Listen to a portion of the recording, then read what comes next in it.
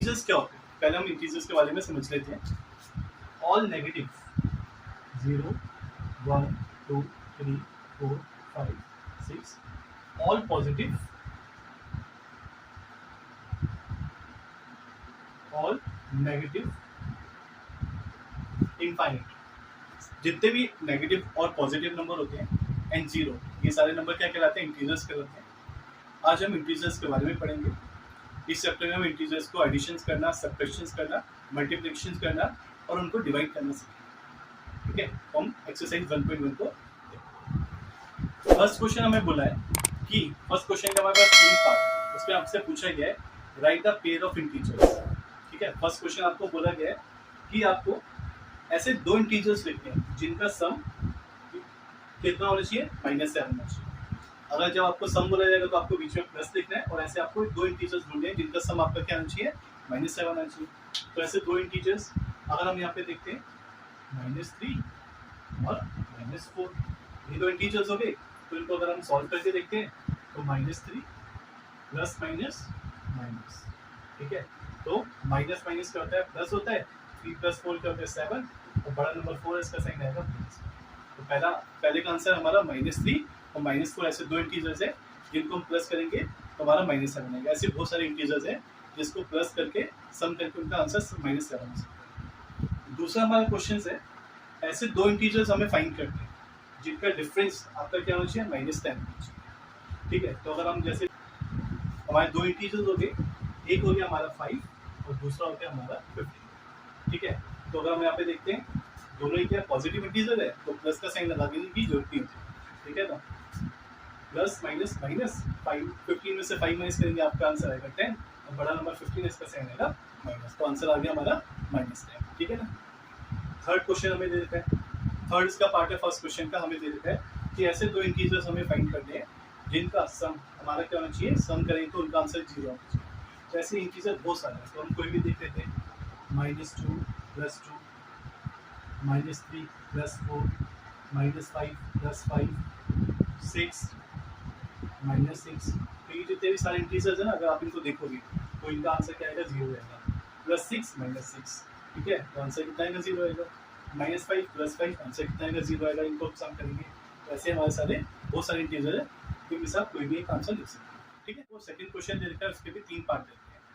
First part है ए, आपको ऐसी दो नेगेटिव इंटीजर्स लिखने हैं, दो नेगेटिव इंटीजर्स लिखते हैं जिनका जो डिफरेंस क्या होना चाहिए? 8 होना चाहिए।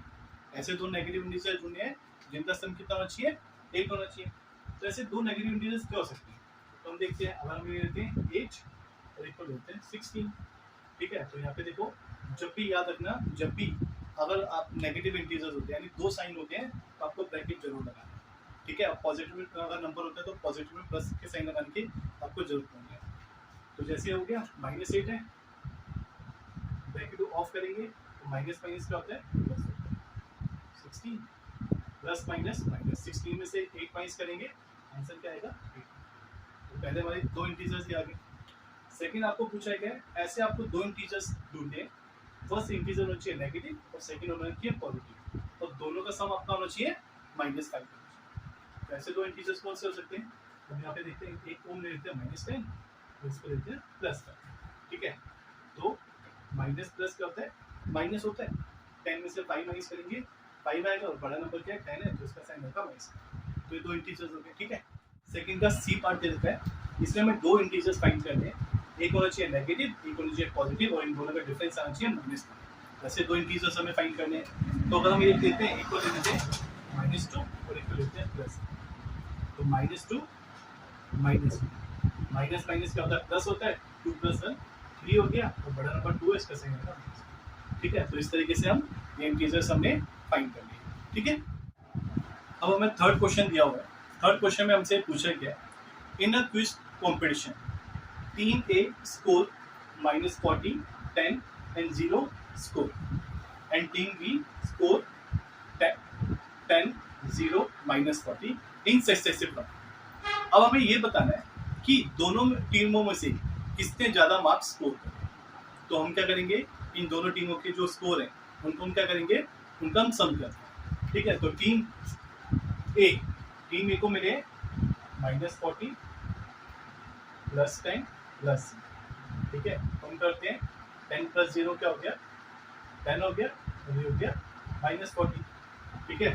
तो क्या होता है माइनस प्लस क्या होता है माइनस, तो क्या होता है माइनस हो गया, 40 में से 10 माइनस करेंगे 30, बड़ा नंबर 40 इसका साइन आएगा माइनस का। तो टीम ए ने कितने स्कोर करे -30 करे। ऐसी सेकंड टीम बी है, टीम बी ने कितने स्कोर किए थे 10 0 और -40।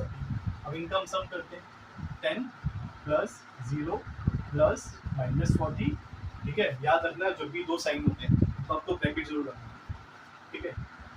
10 plus 0 10 plus minus minus plus minus minus 40 में से 10 माइनस करेंगे 30 आएगा, और बड़ा नंबर कौन सा है 40 है, तो इसका साइन आएगा -30।